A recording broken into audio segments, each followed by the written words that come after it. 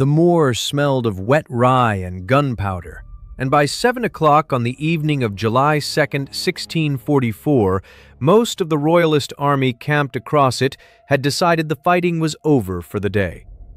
Prince Rupert of the Rhine, the most feared cavalry commander in England, had called for his supper. The Marquis of Newcastle had retired to his coach to smoke a pipe. Facing them, less than a mile away on a low ridge of rye fields outside the village of Long Marston, stood roughly 28,000 Parliamentarian and Scottish soldiers. And as a summer thunderstorm broke over the moor, that entire army came down the slope at once. Within 2 hours, somewhere in the smoke and the failing light, a 32-year-old Yorkshire commander named Sir Thomas Fairfax found himself alone, bleeding from a sword cut across his cheek, surrounded on every side by enemy cavalry.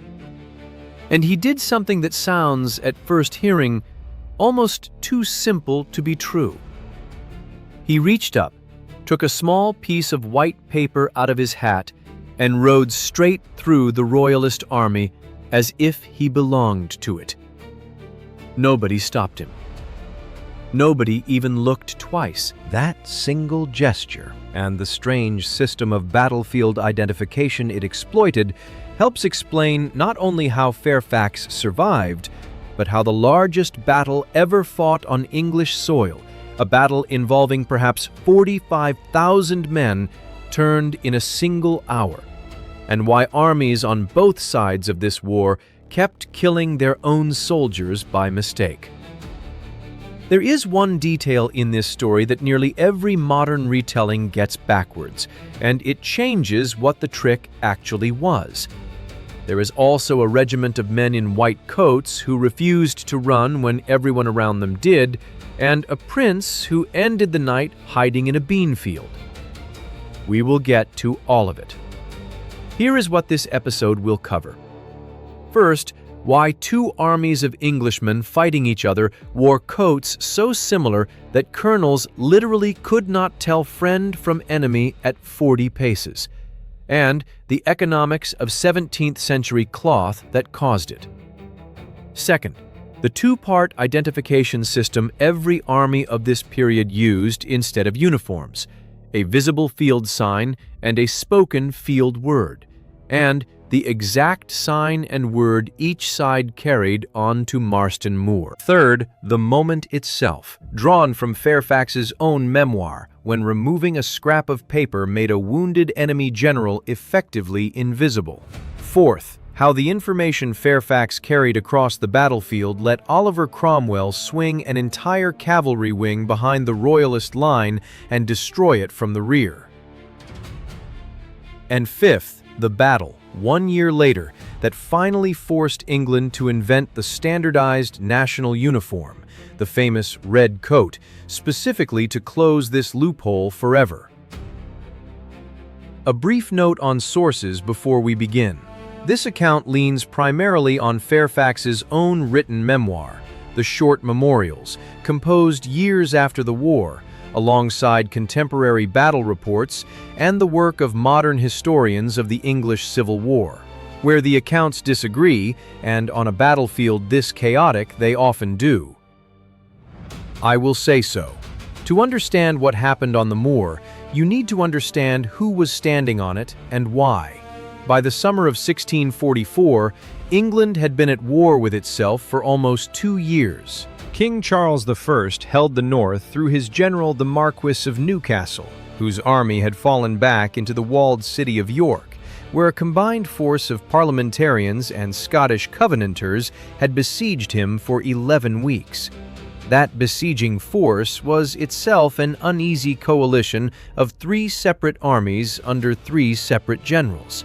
The Scots, under the veteran Alexander Leslie, Earl of Leven, a man who had learned his trade fighting for Gustavus Adolphus of Sweden; the Northern Parliamentarians under Lord Ferdinando Fairfax; and the Eastern Association Army under the Earl of Manchester, with a rising cavalry commander named Oliver Cromwell as his lieutenant general of horse.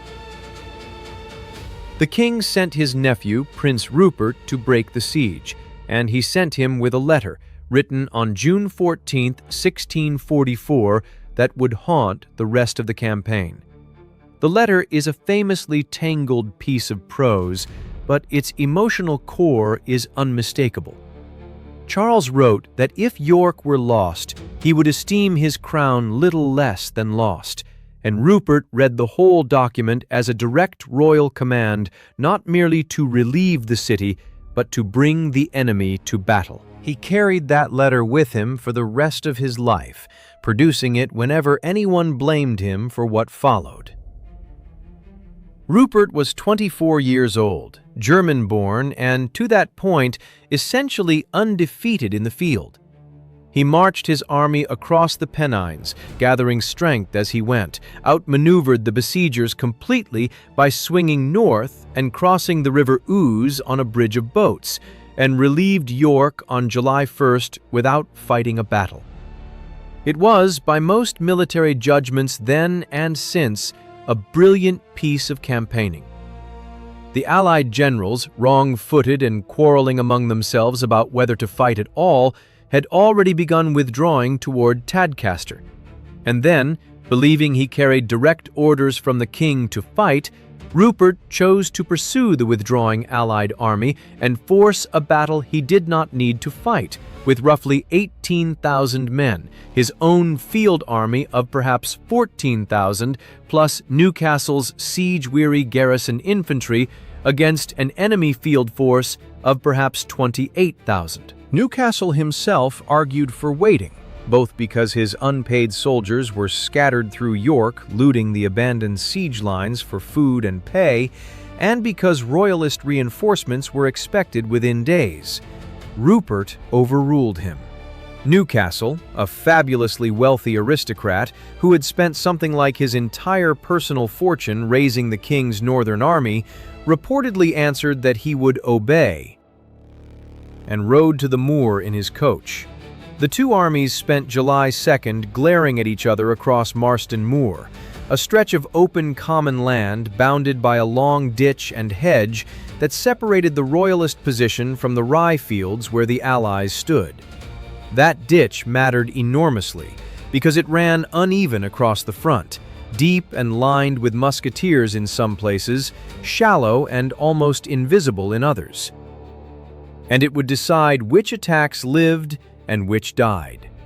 Through the afternoon, the two sides bombarded each other lazily with cannon, while the Allied army sang psalms on its ridge. As evening came on, Rupert concluded that no army would begin a major battle at 7 o'clock at night, a perfectly reasonable judgment by the conventions of the age, in which battles began in the morning so there would be daylight to exploit a victory.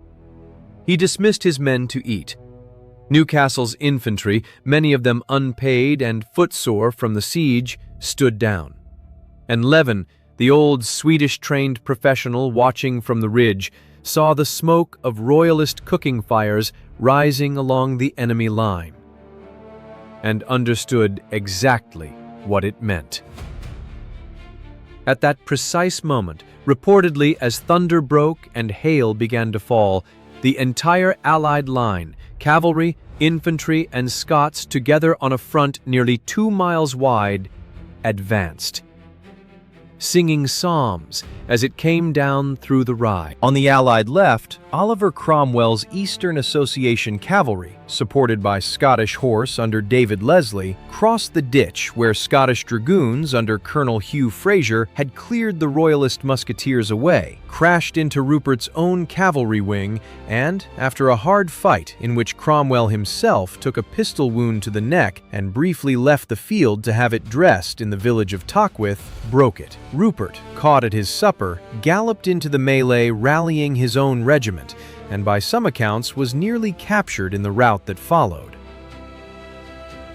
But on the Allied right, the mirror image happened. Sir Thomas Fairfax's cavalry wing had to advance across the worst ground on the battlefield, a narrow lane, the ditch at its deepest, gorse bushes, broken hedges and warrens, all of it swept by Royalist musket fire. terrain that forced his squadrons to file through gaps 3 and 4 abreast and reform under fire on the far side. His formation came apart before it even reached the enemy. Lord George Goring's Royalist cavalry, one of the finest bodies of horse in the King's service, countercharged into the disorder and shattered the wing entirely, then swept on up the ridge, plundered the Allied baggage train, and sent thousands of fugitives streaming down the road toward Tadcaster. The panic on that flank was so complete that 2 of the 3 Allied commanding generals, Leven and Lord Ferdinando Fairfax, were carried off the field by it, both convinced the battle was lost, Leven reportedly not stopping until Leeds. For a period of perhaps an hour, the largest Allied army assembled in this war was, at the top, a headless thing. Sir Thomas Fairfax personally cut his way through with a body of perhaps 400 horsemen, alongside his fellow Yorkshireman John Lambert, then turned and found that the rest of his command had ceased to exist. His own brother Charles was mortally wounded somewhere in that chaos, and would die of his wounds soon after. Fairfax himself took a sword slash across the face, the wound that would mark him for life and add to the reputation of the man his soldiers already called Black Tom. And now he sat, bleeding, on a blown horse in the gathering dark, with the victorious Royalist cavalry flooding across the very ground he needed to cross. Every rider around him was an enemy. By his own account, written years later, he did the only thing left to do. He took the white handkerchief, the field sign, out of his hat and rode through the Royalist forces, passing, in his own words, as one of their own commanders, all the way around the rear of the battle to the far side of the field where Cromwell's victorious wing was reforming. That ride covered something like 2 miles of active battlefield, through and around an army in the full flush of what it believed was victory. One wounded man, carrying the single most valuable piece of information on that battlefield, straight through an army that would have killed him on sight, if it had known how to see him. So why did it work? Why could an enemy general ride through 18,000 men unchallenged? The answer, in plain terms, is that in 1644, England had no uniforms in the sense we mean the word. There was no national army coat, no standard color, no regulation pattern. A regiment was raised by a colonel, and the colonel bought the cloth, and the colonel picked the color, usually based on what was cheap, available in bulk from local dyers, or matched his family livery. The economics here are worth a moment because they explain everything. The affordable, color-fast dyes of the 17th century English textile trade were a short list. Madder root gave you red. Woad gave you blue. Leaving the wool undyed gave you white or gray, the cheapest option of all. Exotic colors like true purples and rich blacks cost multiples more per yard and faded badly, so no colonel clothing 600 men out of a fixed advance ever chose them. Both sides bought from the same clothiers, the same dyers, the same market towns, because there was only one English cloth industry to buy from. The result was that both armies were dressed out of the same wardrobe. At Edgehill, the first great battle of the war, Denzil Hollis's Parliamentarian regiment wore red, while the King's own Life Guard of Foot also wore red. Rupert's regiment of foot wore blue, and so did regiments fighting against him. There were red-coated regiments fighting for the King, and red-coated regiments fighting for Parliament. Blue coats, gray coats, green coats, and white coats on both sides of almost every major battle of the war. Newcastle's own famous Northern infantry wore undyed white wool, by tradition because their commander had promised them finer dyed coats later and they had refused to wait. Uniformity existed within a regiment because a colonel bought one lot of cloth at one time, but never across an army, and never between armies. Add to that the defining physical fact of 17th century combat: black powder smoke. Every musket volley produced a dense white cloud of sulphurous smoke, and a battle line of thousands of muskets firing built a rolling fog bank that hung over the field in still air. Contemporary accounts describe men firing at muzzle flashes because flashes were all they could see. At combat ranges, in that smoke, coat color told you almost nothing, even when the coats were different. And at Marston Moor, they mostly weren't. So the armies of this period built a two-part recognition system on top of the clothing, and both parts were disposable by design. The first part was the field sign, a cheap, visible marker agreed upon the morning of battle, worn where it could be seen, usually in or around the hat. At Marston Moor, by the standard accounts, the Parliamentarian and Scottish soldiers wore a white handkerchief or a piece of white paper in their hats. Royalist armies in this war variously used no sign at all, or markers like sprigs of greenery or colored ribbons, or a beanstalk in the hat, as at Cropredy Bridge. And officers on both sides wore sashes, tawny orange being associated with the Earl of Essex's Parliamentarian forces, and red or crimson with the king's. The second part was the field word, a spoken password issued to the whole army that same day, demanded of any rider who approached in the smoke. At Marston Moor, the Allied word was "God with us." The Royalist word, according to the contemporary accounts, was "for God and the King." And you may already see the flaw a soldier screaming a challenge over gunfire would discover. Both passwords began with the same word. A trooper shouting his challenge in a hailstorm, hearing the answer begin with "God," had already half decided the man was a friend before the sentence finished. The whole system, sign and word together, cost pennies, could be issued to 20,000 men in a morning, and could be changed for every battle precisely because everyone understood how easily it could be stolen. What nobody had solved was the deeper defect. The system verified the token, never the man. It asked, "What are you wearing?" and "What can you say?" and never, "Who are you?" Because on a field of 45,000 strangers, there was no possible way to ask that question. Now look again at what Fairfax did, because this is the detail that modern retellings so often get backwards. The story is frequently told as a disguise, as if Fairfax put something on, stole an enemy sash, dressed himself as a royalist. He did the opposite. He took something off.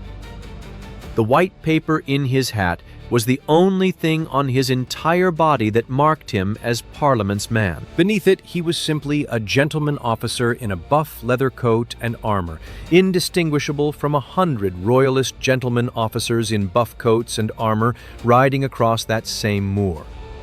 Even his wound worked for him, because half the officers on that field by 9 o'clock were bloodied, and a slashed face signaled a man who had been in the fighting, not which side he had fought for.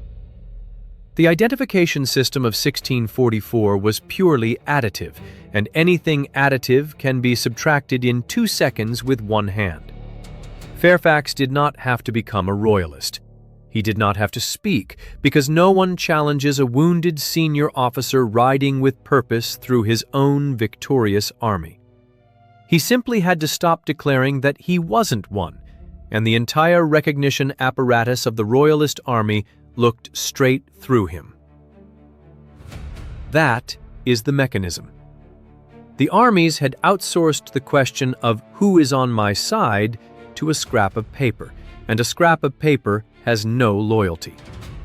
And once you understand that mechanism, you start seeing it break armies all over this period in both directions, and sometimes with consequences far bloodier than one general's escape. Consider Edgehill, the first major battle of this same war, fought on October 23, 1642, 2 years before Marston Moor. As the armies closed, a Parliamentarian cavalry troop under Sir Faithful Fortescue, a professional soldier who had never wanted to serve Parliament in the first place, fired their pistols into the ground, the agreed signal of his prearranged defection, and rode over to Prince Rupert's charging Royalists on the spot, in the middle of the battlefield. It should have been a clean gain for the king, but in the excitement, many of Fortescue's troopers forgot to tear off their orange scarves, the Parliamentarian field sign they were still wearing. The Royalist cavalry they had just joined saw orange, read enemy, and cut them down. Contemporary accounts suggest a significant number of Fortescue's men, perhaps a score or more, were killed by the very army they were defecting to, in the very act of joining it. The recognition system did not care about their intentions, their politics, or the deal their commander had struck.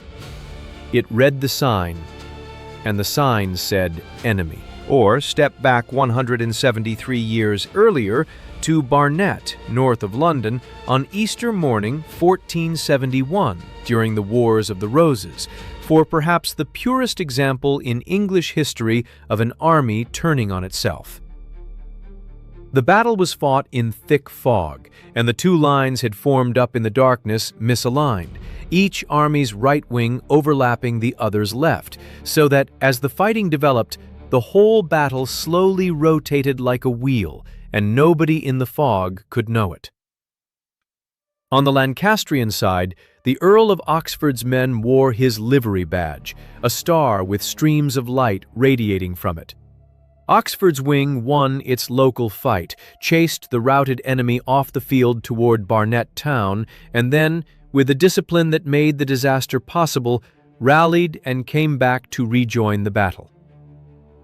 But because the battle had rotated, they came in against their own side's flank.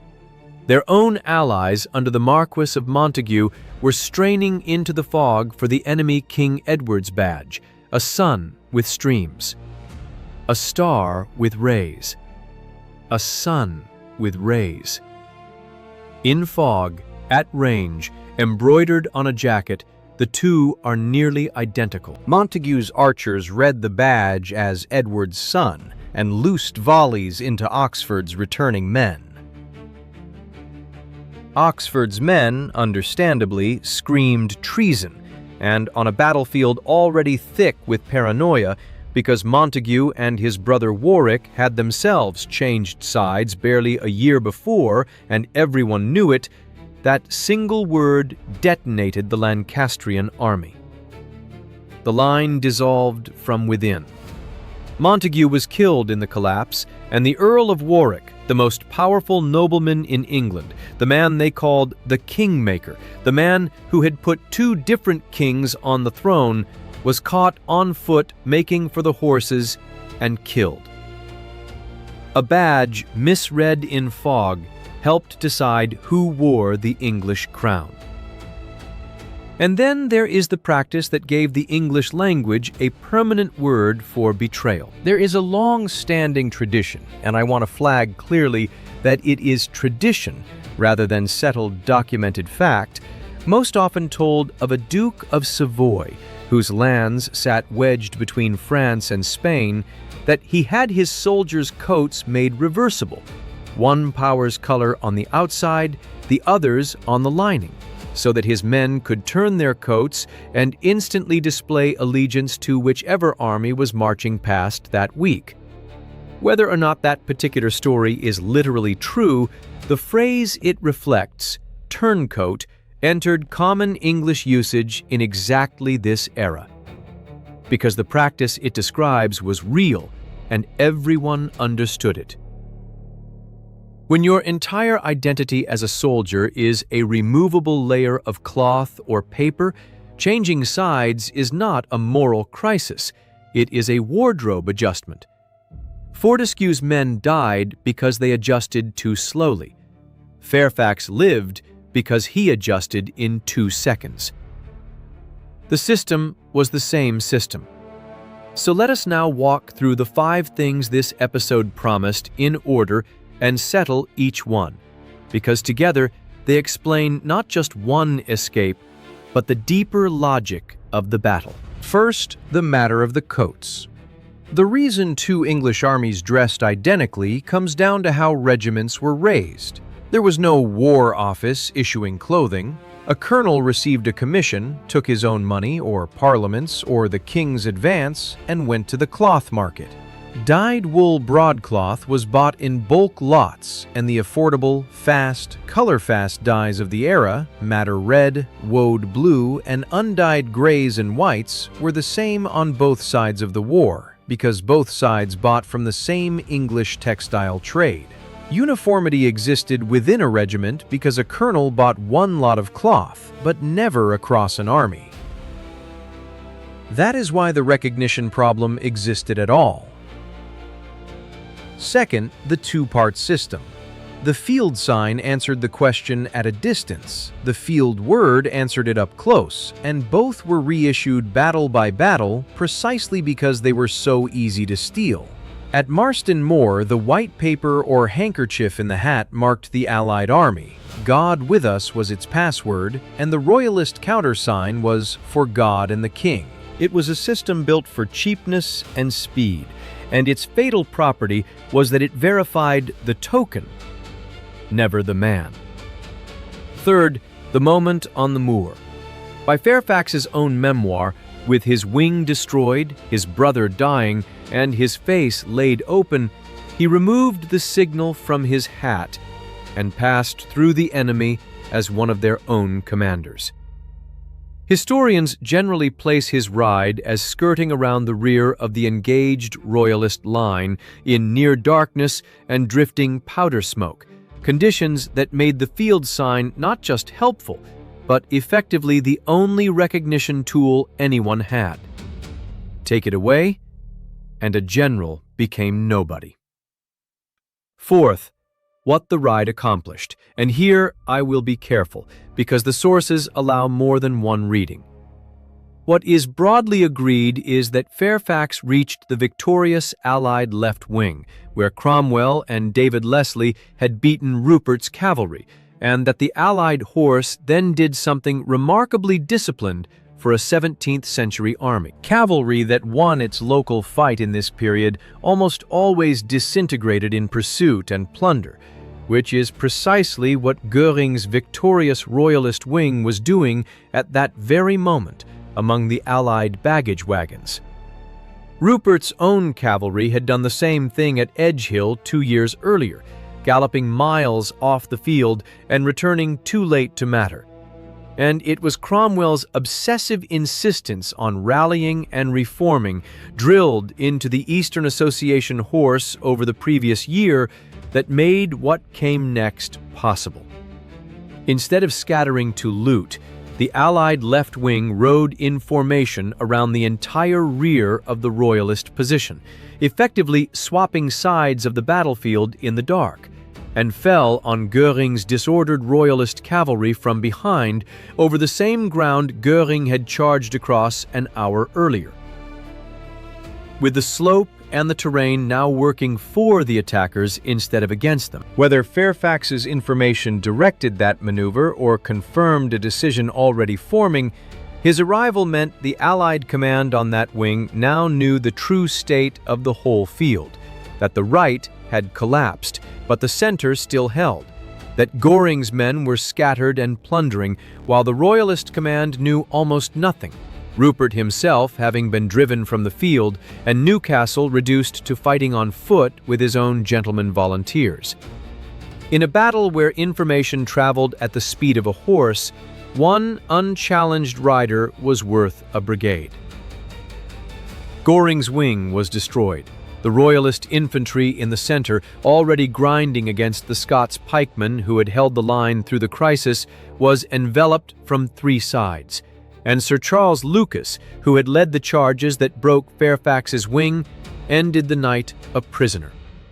By 10 o'clock, under a rising moon that eyewitnesses on both sides remarked upon, the king had lost the north of England. Contemporary claims put the Royalists dead at around 4,000 men against a few hundred Allied dead, and while such figures from this period should always be treated cautiously, no one disputes that the defeat was total, and roughly 1,500 prisoners and the entire Royalist artillery train were taken with it. York surrendered 2 weeks later on July 16th. Newcastle, who had poured his fortune into the king's cause, announced that he would not endure the laughter of the court, rode to Scarborough, and took ship for Hamburg and 16 years of exile. Rupert gathered perhaps 6,000 survivors and led them back over the Pennines, his reputation for invincibility dead on the moor behind him. And fifth, the fix. The loophole Fairfax rode through was structural, and it could only be closed by making identity permanent, sewn on rather than pinned on. In 1645, Parliament created the New Model Army, England's first truly national professional army, some 22,000 men, 14,400 of them infantry, paid centrally, supplied centrally, and, for the first time, clothed centrally. The surviving supply contracts from that spring specify redcoats for the whole of the foot, Venetian red, chosen at least in part for the oldest reason in this story, because madder was the cheapest reliable dye in England, with regiments told apart by the colored linings and facings of their coats rather than by the coats themselves. The red coat that would define the British soldier for the next 2.5 centuries begins here, and it begins, in part, as a security patch. When every man in your army wears the same coat by regulation, the coat itself becomes the field sign, and it cannot be plucked out of a hat. And there is an irony sitting in plain sight at the top of this new army, because the man Parliament appointed to command it, the Lord General of the first uniformed national army in English history, was Sir Thomas Fairfax. The very man whose empty hatband had demonstrated what the old system was worth. At Naseby, fought on June 14, 1645, 1 year to the day after King Charles signed the letter that sent Rupert to Marston Moor, the new model under Fairfax and Cromwell destroyed the king's main field army. Even then, the transition was incomplete, because the Royalists fielded redcoats of their own that day, so both armies still issued field words, God our strength for Parliament, Queen Mary for the King, and the new model wore beanstalks or white cloth as an additional sign. But the direction was set, and the age of the removable identity began slowly to close. The problem itself, of course, never closed. It only changed clothes. And the modern military systems that answer it, the transponders and coded signals that armies today call identification friend or foe, are answering exactly the question the white paper answered and are vulnerable in their own way to exactly the same subtraction.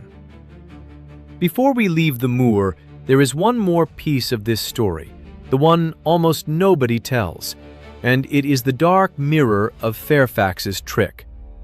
Newcastle's northern infantry, the Whitecoats, sometimes called Newcastle's lambs, wore coats of undyed white wool, and by tradition they had sworn to dye them in the blood of their enemies. When the Royalist army collapsed around them, the Whitecoats did the one thing the recognition system never accounted for. They refused to become ambiguous. Somewhere on the edge of the moor, in an enclosure that accounts associate with a place called White Syke Close, they formed a hedgehog of pikes and fought on in the dark, refusing offers of quarter, while Allied cavalry circled the formation, unable to break in, until Fraser's dragoons were brought up to blast gaps in the pike wall with musketry at close range, and the horse rode into the gaps, volley by volley, charge by charge, for the better part of an hour. Years later, the astrologer William Lilly recorded the testimony of a Parliamentarian captain named Camby who had ridden against that square and who said the whitecoats fought on their knees when they could no longer stand, gashing at the horses' bellies with their swords, and called them the stoutest men he ever met. The traditional accounts, which may well be embellished, claim only a few dozen were left standing at the end. Some say 30, out of perhaps 600 or more. Everyone else on that field survived or died according to signs, words, luck, and cloth.